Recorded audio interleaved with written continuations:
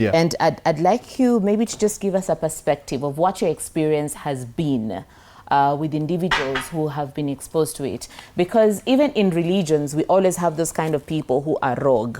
So within your community, have you also experienced misuse of the holy herb, and what does that look like within your community?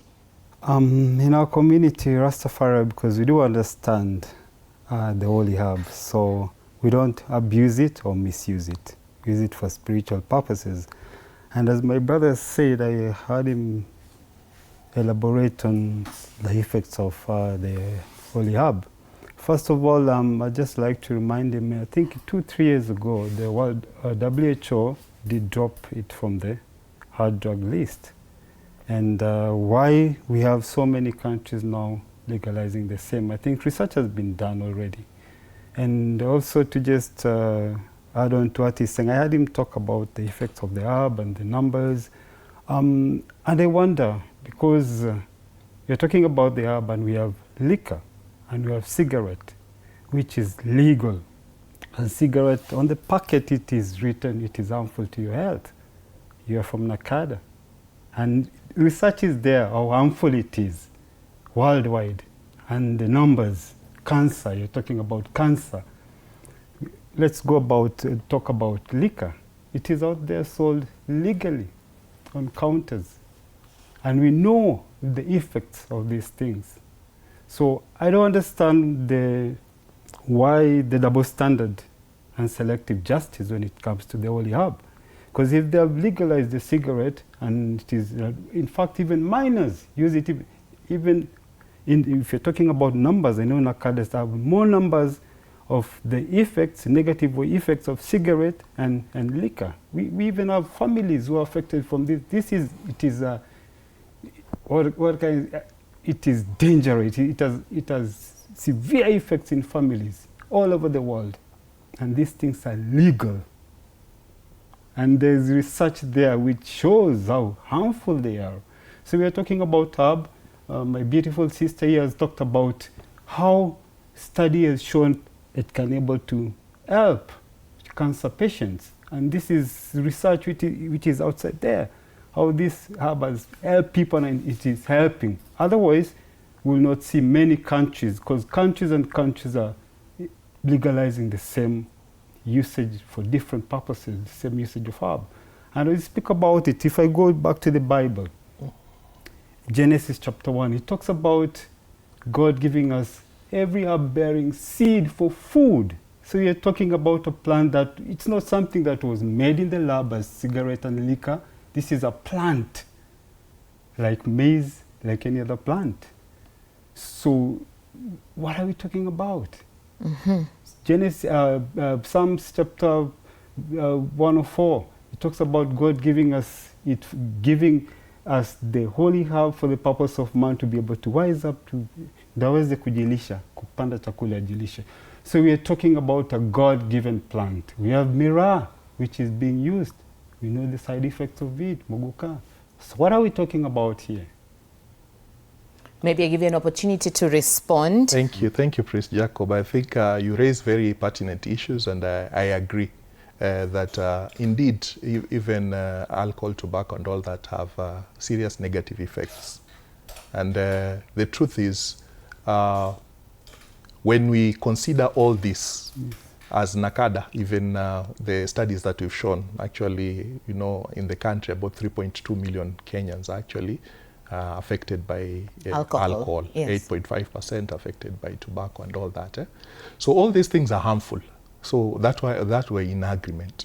But the issue is, it is not about now, and maybe it might interest you to know that the reason why we are in this campaign, we are doing prevention, treatment and rehabilitation, is also to try to reduce the negative effects that come about as a result of alcohol. Alcohol is a big problem in this country.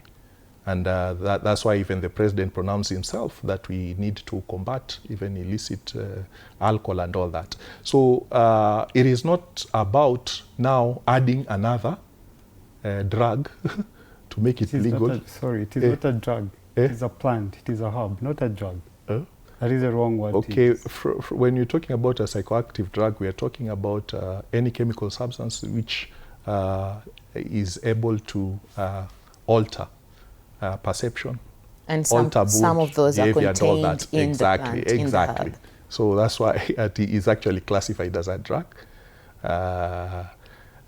If you actually read research, bang is actually classified as a drug. And of course, we all know all these effects that are there. So I think when you're talking about policy, it's not about now adding another drug and legalizing it so that we are fighting multiple challenges. So right now we are bound by all these laws that are there. In fact, it might interest you to know that it is true. Like even at the African position is on issues of